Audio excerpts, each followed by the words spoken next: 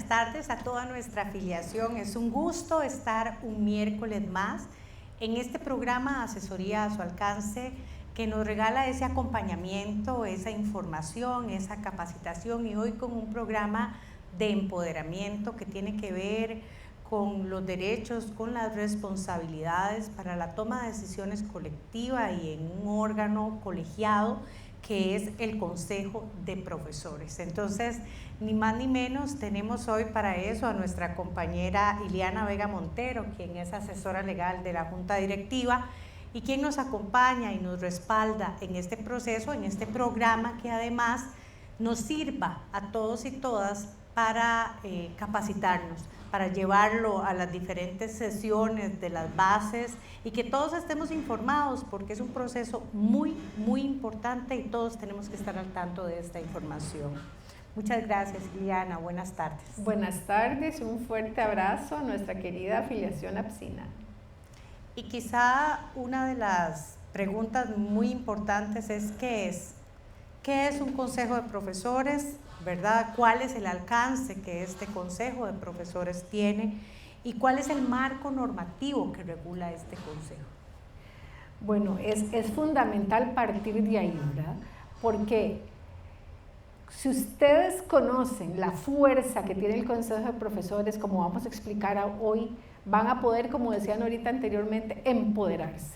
El consejo de profesores es una instancia de toma de decisiones, es una instancia de poder, por decirlo así, donde ahí se toman acuerdos que van a ser vinculantes.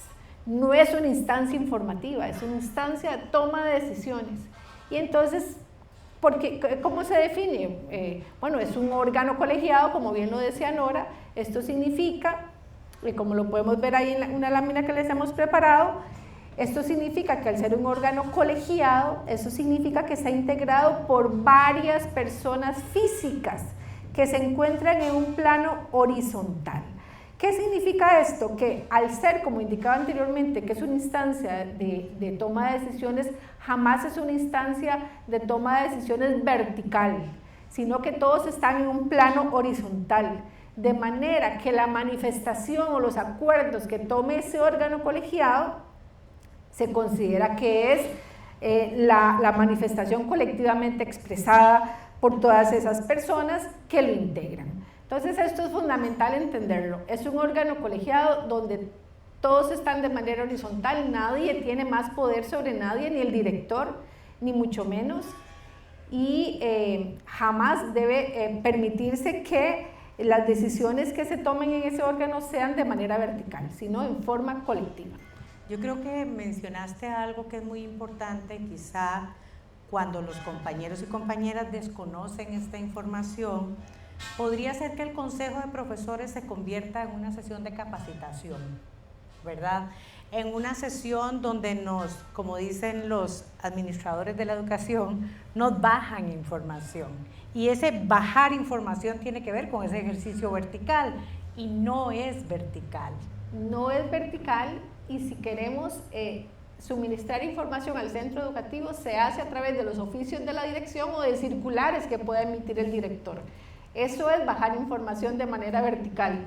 Pero en esta instancia que es colectiva, de manera horizontal, se toman los acuerdos, tiene un poder, ¿verdad? Es una instancia con un poder tan grande que por favor no lo desaprovechen, no permitan que esos espacios se cierren y que nadie venga a imponer decisiones que no sean esa manifestación ideológica que colectivamente se toma en este órgano colegiado, tan valioso, tan fuerte, con tanto poder. Muy bien. Y también entonces en esta segunda pregunta es, bueno, ¿quiénes integran ese consejo de profesores? ¿Quiénes pueden ser parte de él? Bueno, vamos a ver, es interesante porque el consejo de profesores solo está organizado para lo que es la educación secundaria, ¿verdad? Entonces, por eso vamos a ver cómo la integración del consejo de profesores solo lo constituyen miembros de lo que es la educación secundaria. Entonces, en el artículo 8 del Reglamento General de Establecimientos de Enseñanza Media se establece que está integrado por el director del centro educativo, que es el que preside el Consejo de Profesores y por lo tanto se constituye en su presidente. Pues bueno, tiene que haber alguien que lo dirija y lo coordine. Está integrado por todos los docentes, el asistente de dirección, los orientadores, auxiliares de orientación, el bibliotecario, el que tiene a cargo la biblioteca, no así el asistente de biblioteca. El gobierno estudiantil, vean qué interesante, el gobierno estudiantil también tiene un asiento con voz y voto en el Consejo de Profesores cuando el director los invite o la directiva del gobierno estudiantil lo solicite. Y esto en muchas ocasiones hemos hecho énfasis porque muchísimas veces esto es desconocido. Y yo estoy segura que muchísimos gobiernos estudiantiles no saben que pueden tener esta potestad, este derecho de asistir, si quieren, siempre a los consejos de profesores con derecho a voz y voto. Vean qué importante esto, que se escucha ahí en el consejo de profesores la voz de los estudiantes. También está integrado por el subdirector y el auxiliar administrativo. Y como bien ahí se indica, todas estas personas que hemos mencionado tienen que asistir obligatoriamente, salvo por justa causa, como lo vamos a ver ahora, porque tenemos una pregunta interesante: ¿cuándo debe sesionar el consejo? Si dentro o fuera del horario de quienes lo integran. Vamos a dejarlo para más adelante.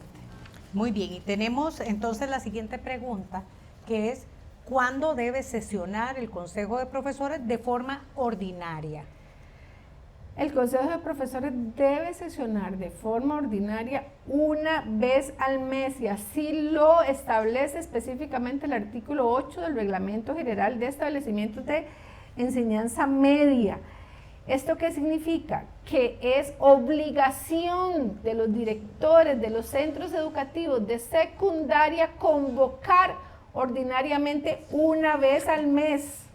Por eso es que las fechas de las sesiones ordinarias del Consejo se deben fijar en la primera sesión del curso lectivo. Ahí deben quedar establecidas cuáles van a ser las fechas ordinarias mensuales en las cuales se va a realizar las sesiones del Consejo de Profesores. Pero obligatoriamente, no es que si el director quiere convocar, es que obligatoriamente debe hacerlo. Es uno de los deberes establecidos en este reglamento para los directores de centros educativos. Y es que, Ileana, una de las razones por las que este programa es realizado es porque muchos de los compañeros afiliados y afiliadas nos han conversado, nos han hablado, porque necesitan este proceso de empoderamiento, ya que en muchas instituciones los directores postergan el consejo ordinario, y eso es un incumplimiento del deber.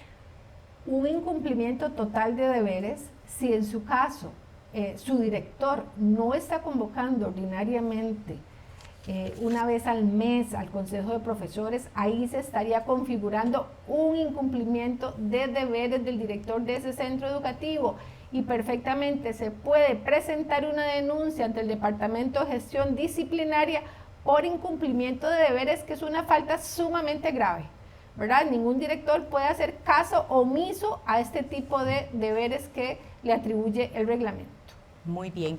Y entonces también es importantísimo que sepamos cuándo debemos asistir a un consejo de profesores, y si esto es posible hacerlo fuera de nuestro horario regular. Bueno, este es un tema que por años, ¿verdad?, nos ha quebrado la cabeza, porque con aquella famosa disposición de que el personal docente debe asistir a todas las labores inherentes a su cargo cuando sea convocado por autoridad competente, bajo ese principio legal, ¿verdad?, se acostumbró a convocar a diestra y siniestra consejo de profesores aún fuera de horario, ¿verdad? Y no obstante que APSE siempre había manifestado: si a usted lo convocan fuera de horario, no tiene por qué asistir. Simple y sencillamente indica que al no estar en horario en ese momento, simplemente justifica la ausencia y no debe por qué asistir.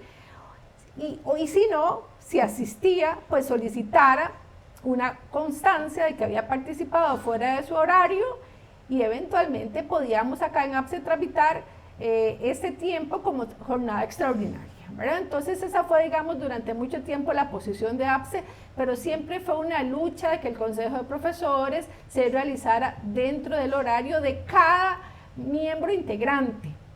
Afortunadamente, como podemos ver en la lámina que a continuación se va a ver en pantalla, afortunadamente en el seno de la Junta Paritaria se logró que se emitiera la circular de VMA DGTH-CIR 0010-2024 el 29 de abril del 2024,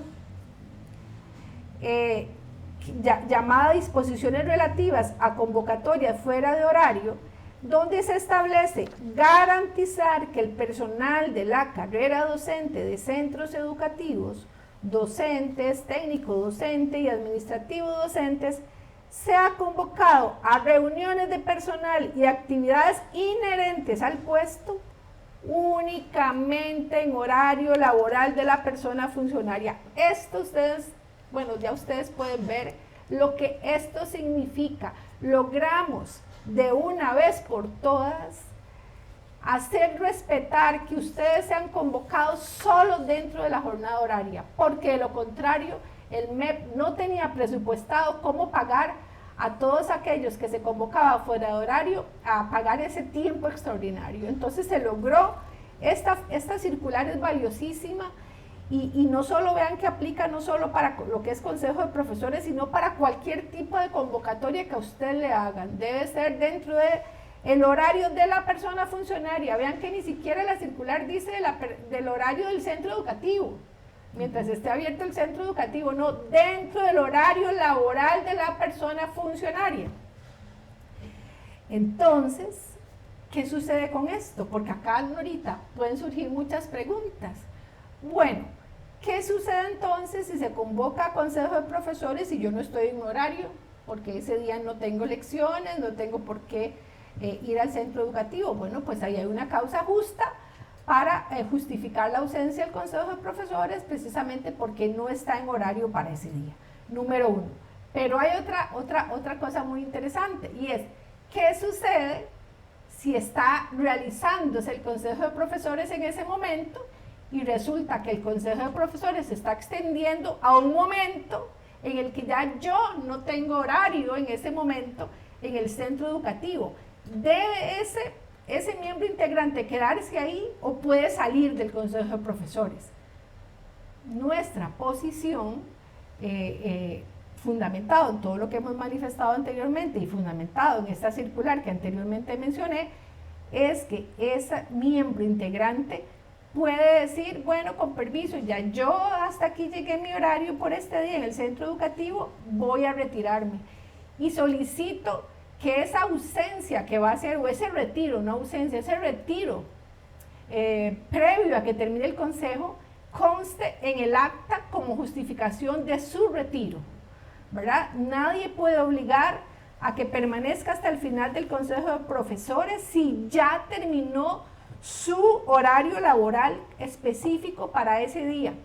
Claro, la persona tiene dos opciones, o hacer esto que yo les estoy indicando de retirarse, o permanecer, por supuesto, voluntariamente permanecer, pero obligatoriamente no se le puede, valga la redundancia, obligar a permanecer hasta el final porque ya no está en su horario laboral específico de ese día específico, ¿verdad? Entonces estas son cosas muy muy interesantes porque con esta circular hemos logrado ordenar, pero no solo ordenar, Norita, sino hacer respetar los derechos laborales que eran totalmente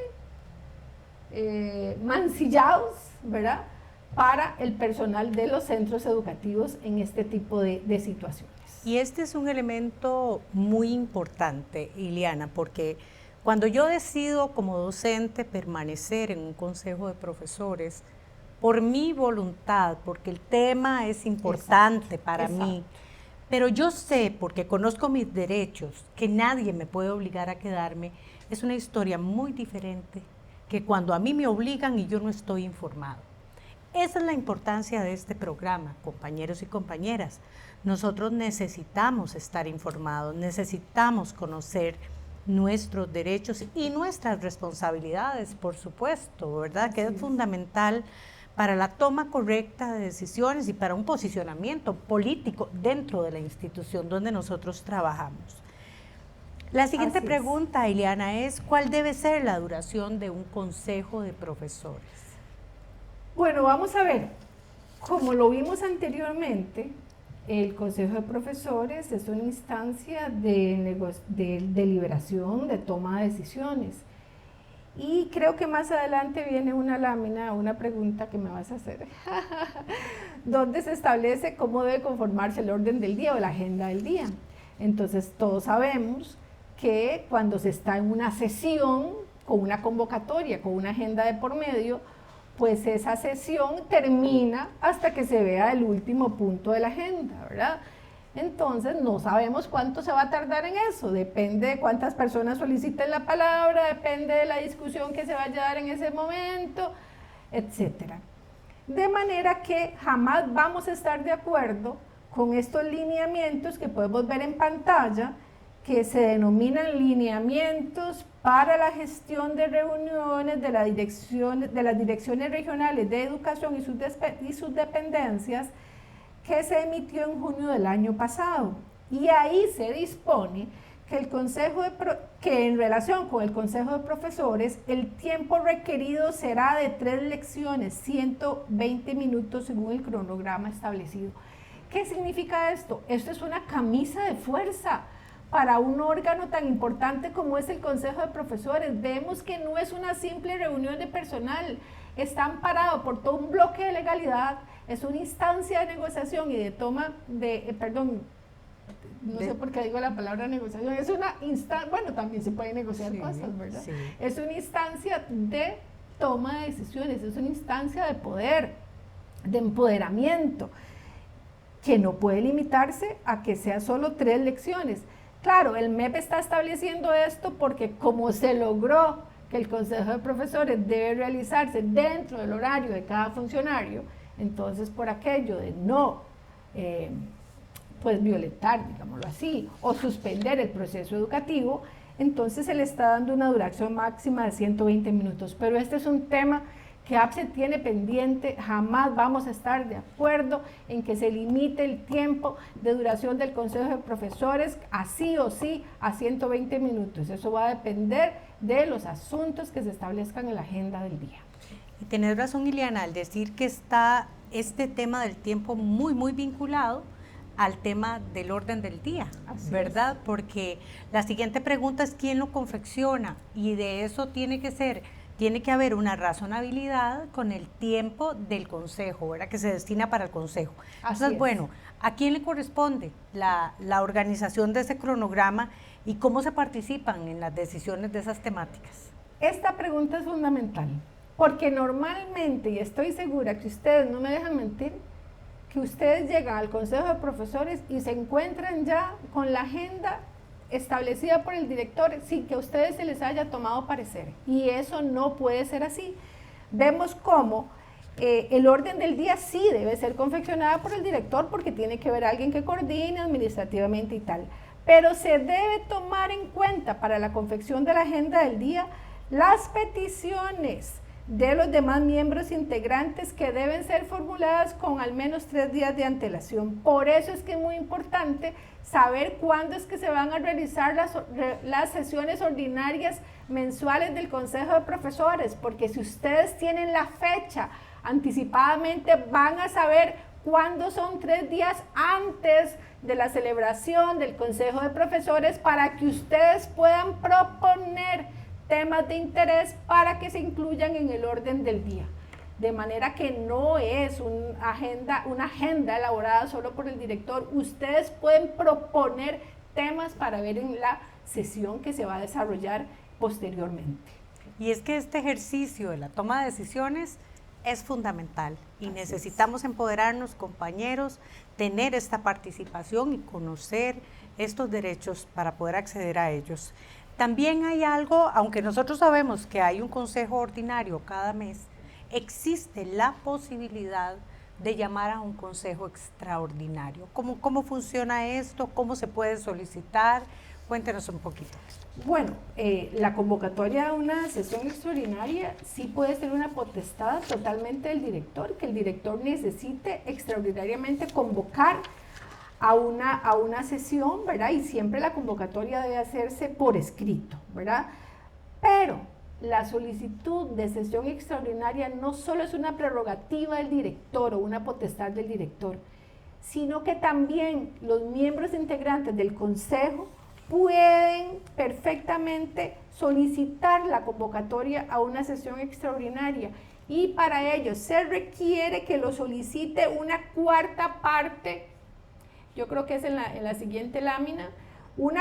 Cuando una cuarta parte, el total de los miembros, lo soliciten, se debe convocar por parte del director a esa sesión extraordinaria.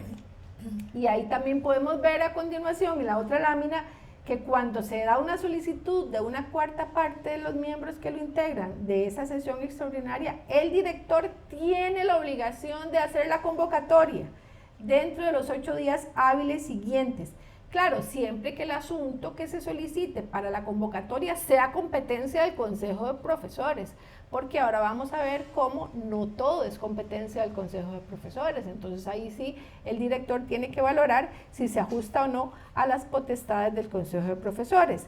Si el director considera que no es tema para convocatoria de una sesión extraordinaria, no es competencia del Consejo, entonces lo rechazará dentro de los 2 días hábiles siguientes, pero debe razonar por qué no está aceptando realizar esa sesión extraordinaria. Vean ustedes cómo, Norita y compañeros y compañeras, cómo en esto hay tantas posibilidades, tantas situaciones que están debidamente reguladas por todo un bloque de legalidad, ¿verdad?, que muchísimas veces se desconoce, y entonces se convierte el Consejo de Profesores en una instancia simplemente de información, una instancia vertical donde ustedes no conocen cuáles son los derechos que tienen en esa instancia. Y es que al conocer los derechos tenemos la planificación para participar en ellos y tenemos la confianza para exponer nuestras ideas. Es un espacio de argumentación que además le permite a los docentes y a los participantes de este consejo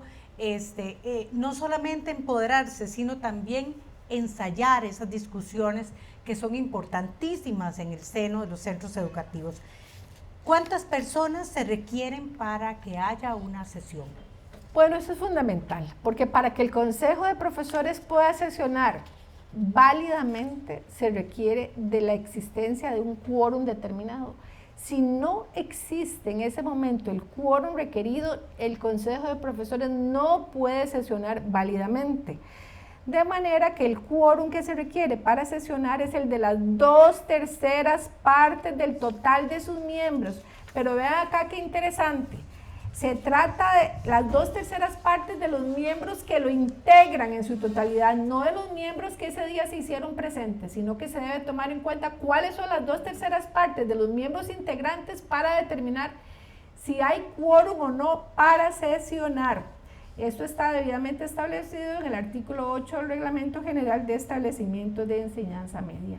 Vean ustedes que con solo una persona que haga falta para completar el quórum, ya ese Consejo de Profesores no puede sesionar válidamente, y cualquier acuerdo que se tome sin el quórum válido necesario para sesionar serían absolutamente nulos, ¿verdad? Y eso del quórum es muy importante. Y algo como razonable es entonces que se deberían convocar los días en que hay una mayor cantidad de personas docentes en el centro educativo. Claro, eso ya es una cuestión, ya sí que compete al director valorar todo ese tipo de situaciones, en razón de que precisamente ahora debe hacerse dentro del horario de la persona funcionaria. Claro. Sí, es muy importante hacer notar que para efectos del quórum ahí sí no se toma en cuenta las personas que están con licencia o reubicadas o con incapacitadas.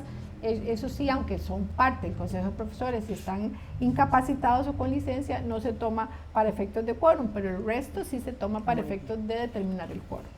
Ya hablamos de que el presidente del consejo es el director, pero ¿cuáles son las atribuciones que tiene? Vamos a ver, las atribuciones del presidente del director, ¿verdad? Como presidente, lo podemos ver ahí en pantalla, pues bueno, obvio, presidir las sesiones con todas las facultades para ello, puede suspender en cualquier momento por causa justificada la sesión, convocar a sesiones extraordinarias, confeccionar el orden del día, pero tomando en cuenta, como lo vimos anteriormente, las observaciones o propuestas que haga el resto de miembros integrantes. También el director puede interponer el veto a los acuerdos que se tomen, ya sea por razones de oportunidad, conveniencia o de legalidad. Al director le corresponde ejecutar los acuerdos firmes del Consejo de Profesores y debe firmar junto con el secretario del Consejo las actas, ¿verdad?, de las sesiones. Esto es fundamental porque recuerden ustedes que una vez que ya las actas del Consejo, los acuerdos ya estén en firmes, ya cualquiera puede venir a solicitar una copia del acta de ese Consejo de Profesores, ya son públicas y más ustedes son funcionarios públicos, se trata de actas tomadas en una institución pública y ya son de acceso público, de manera que esa firma nunca puede, o sea, no puede faltar del presidente y del secretario para que ya el acta esté lista por si alguien lo solicita. Claro, pues hemos llegado al final de este programa, esta primera parte, muy claros de que este es un tema fundamental. Para la próxima semana tendremos la segunda parte, no se lo pierdan porque tenemos temas como cuáles son las atribuciones, cuáles son los derechos que nosotros tenemos dentro de ese consejo, cómo se aprueba una moción, cómo yo puedo gestionar un acuerdo, qué necesito, cómo es la votación, ¿verdad? Todas esas cosas que son tan importantes las vamos a ver la próxima semana, que es un segundo programa sobre este tema tan importante que nos empodera, que nos ayuda y que nos permite ese acompañamiento en nuestro trabajo, en la clase, en la institución y nos lleva a asumir responsabilidades. Sí, es verdad, pero es nuestro trabajo y es nuestro compromiso también institucional con la comunidad donde nosotros estamos. Vamos entonces a nuestra sección Agenda a su alcance.